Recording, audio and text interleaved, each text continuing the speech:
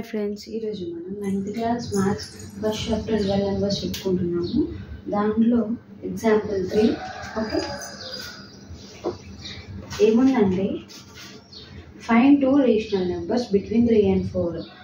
ఏంటి 3కి 4కి మధ్యలో రేషనల్ నెంబర్స్ని కనుక్కోమన్నాం. ఎలా? మీన్ మెథడ్ యూజ్ చేసి. By mean method, we know that the rational number that lies between two rational numbers a and b can be found using mean method. Use use చేయమన్నారు example 3 కదా. Okay, mean method. Mean method అంటే a plus b by 2. Okay, వాళ్ళు దేనికి కనుక్కోమన్నారు అంటే 3 and 4కి main method కనుక్కోమని, అంటే main method కనుక్కొని rational నెంబర్స్ని కనుక్కోమన్నారు. ఎన్ని? 2 రేషనల్ నెంబర్స్. అదేనా? ఫైన్ 2 రేషనల్ నెంబర్స్ 3కి 4కి మధ్యలో ఈ మెథడ్ యూజ్ చేసి మనం కనుక్కోవాలి. ఓకేనా? ఇప్పుడు 3 and 4కి కదా. a ఈజ్ ఈక్వల్స్ టు ఎంత? 3. b ఈజ్ ఈక్వల్స్ టు ఎంత? 4. Okay, understand. Next 3 plus 4 by 2 అని అర్థం. 7 బై 2 ఒక రేషనల్ నెంబర్ వచ్చింది. దేనికి 3కి 4కి మధ్యలో 7 by 2 rational number. Okay, next ఇదే మెథడ్ మనం మళ్ళీ చేయాలి. 2 రేషనల్ నెంబర్స్ ఉన్నాయి కాబట్టి ఇప్పుడు ఈ రెండింటి మధ్యలో. ఓకే, ఇదే ఫార్ములా. బట్ ఏంటంటే దీనికి మధ్యలో కదా 3 and 7 by 2 కదా. అయితే a is equals to 3, b is equal to 7 by 2 అవుతుంది. Okay, 3 plus 7 by 2 by 2. Okay, cross multiplication చేయాలి. 2 2 6 plus 7 2 2 by 2. 7 plus 6 13 13 by 2 by 2. Okay, next దీన్నే పైకి వెళ్తుంది కదా, ఇటు అనేది ఇంటూ అయినప్పుడు 13 by 2 into 2 2 equals to 13.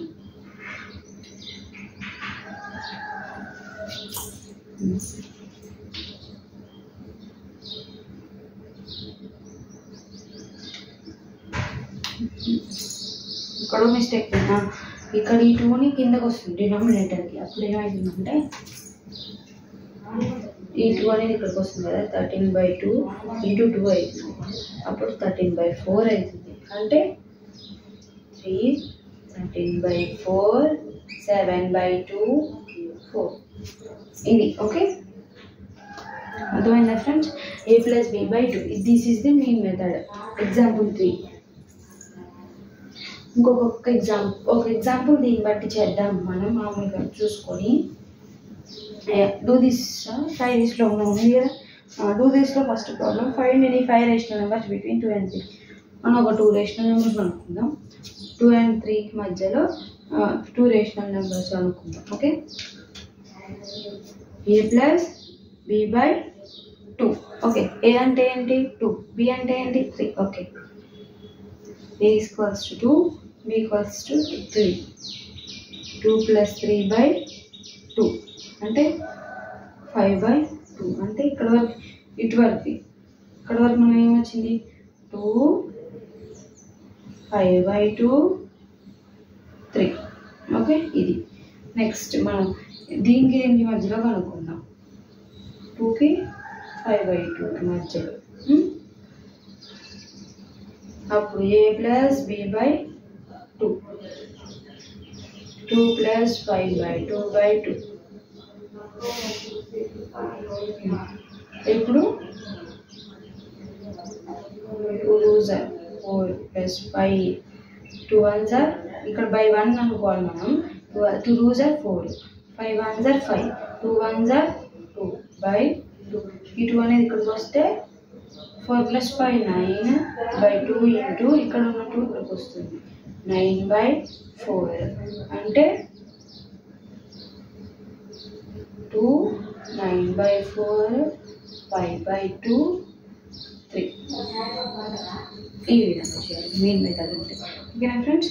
Next మన ఫోర్త్ ప్రాబ్లం డెసిమల్ ఫామ్ ఎట్లా చేసుకోవాలో, terminating decimal, non terminating decimal.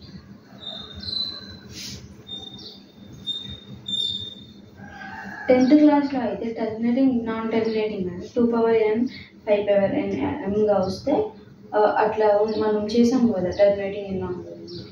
ఇక్కడ ఏంటంటే డివిజన్ చేయాల్సిందే, అక్కడ డివిజన్ అవసరం లేదు. డైరెక్ట్ మనం 2n 5n ఉంటే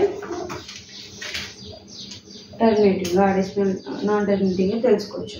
ఎగ్జాంపుల్ 4 ఏంటంటే right 7/16 10/7 and 2/3 in decimal form. ఒకటి చేద్దాం మనం. Okay, right 7/16 in decimal form. Okay, decimal ఫామ్గా 7/16 అర్థం. అంటే డెసిమల్ ఫామ్ అంటే ఏంటి, పాయింట్స్లోకి వస్తుంది ఆన్సర్ అనేది డివిజన్ చేసినప్పుడు. 16తో 7ని డాట్ కొట్టేప్పుడు మనకు 0 వస్తుంది.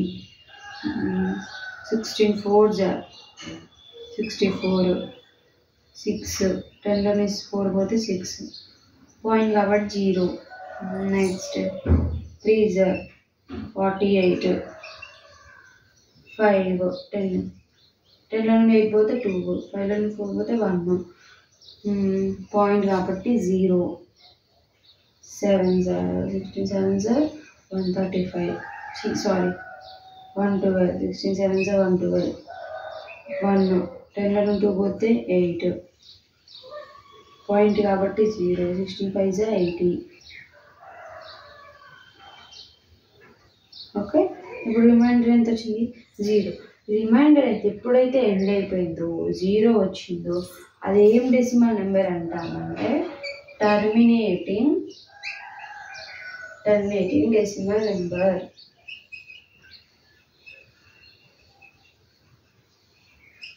ఓకేనా, ఎప్పుడైతే రిమైండర్ అనేది 0 వచ్చినప్పుడు అదేమవుతుంది, టర్మినేటింగ్ డెసిమల్ నెంబర్ అవుతుంది. ఇప్పుడైతే మనకి నాన్ స్టాప్ ఆన్సర్ వస్తూనే ఉందనుకోండి, దాన్ని ఏమంటాం, నాన్ టర్మినేటింగ్ అంటాం. అది కూడా ఒక ఎగ్జాంపుల్ చేద్దాం.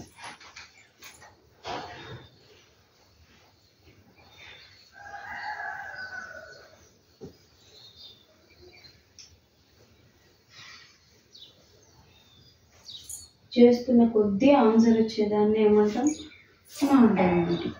3తో 2 అంటే క్వశ్చన్ ఎలా ఇచ్చారు, 2/3 డెసిమల్ ఫామ్లో కనుక్కోమని చెప్పారు. అయితే 3తో 2 కదా, 6 18, 3 6 18, 19 22, మళ్ళీ 0, మళ్ళీ 6 18, మళ్ళీ అదే వస్తుంది 2. సేమ్ యాజ్ ఇట్ ఈస్ వస్తూ ఉంది, అదే వస్తూనే సాగుతూనే ఉంది. కాబట్టి దీన్ని ఏమంటాం, నాన్ టర్మినేటింగ్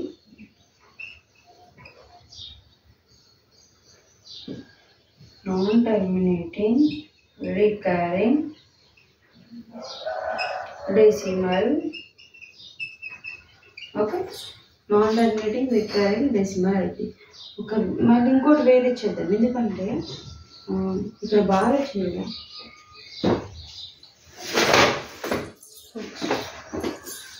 ఎప్పుడైతే మనకి ఎక్కువ నెంబర్స్ వచ్చాయనుకోండి, ఇంకా పెరుగుతూ పోయిందనుకోండి, అక్కడ మనం బార్ అనేది పెట్టుకోవాలి. ఓకేనా, అప్పుడు మనకి ఏం తెలుస్తుంది అంటే ఇంకా వస్తూ ఉంది ఆన్సర్ అనేసి అర్థమవుతుంది. నెక్స్ట్ ఇంకోటి ఎగ్జాంపుల్ 5 చేద్దాము. ఇది ఎట్లా అంటే డెసిమల్ నెంబర్స్ లాగా ఉన్నప్పుడు p/q ఫామ్లో చేంజ్ చేయాలి. ఓకేనా, ఇక్కడ ఏంటి p/q ఫామ్లో ఉంటే డెసిమల్ నెంబర్గా చేంజ్ చేసాం. ఓకేనా, p/q ఫామ్లో express 3.28 in the form of p/q. Example 5, express ఎంత 3.28 in the form of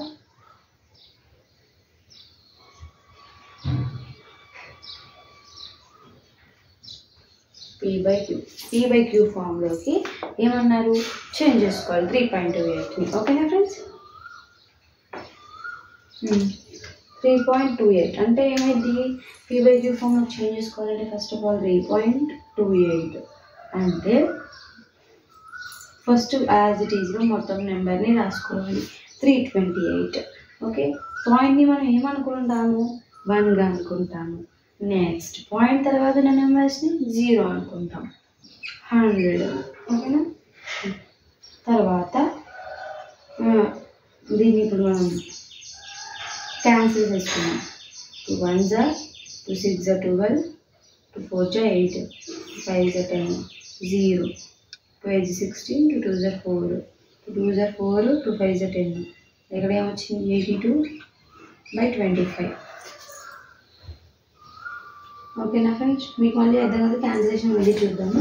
ఓకేనా, 328/100 2 టేబుల్తో పోతుంది. ఇప్పుడు 2 1s ఇంకేం మిగిలింది 1 మిగిలింది. ఓకే, 12 అయింది. 2 6s are 12, 2 4s are 18, 2 5s are 10, ఇంకొక 0 ఉంది కాబట్టి 0 పెట్టేసాం. నెక్స్ట్ మళ్ళీ 2 టేబుల్తో పోతుంది కదా, 2 8s are 16, 2 2s are 4, 2 2s are 4, 1 మిగిలింది, 2 5s are 10. ఎంత అయింది 82/25. ఇదే డెసిమల్ ఫామ్లో P/Q ఫామ్లోకి చేంజ్ చేసుకోవాలండి. ఓకేనా.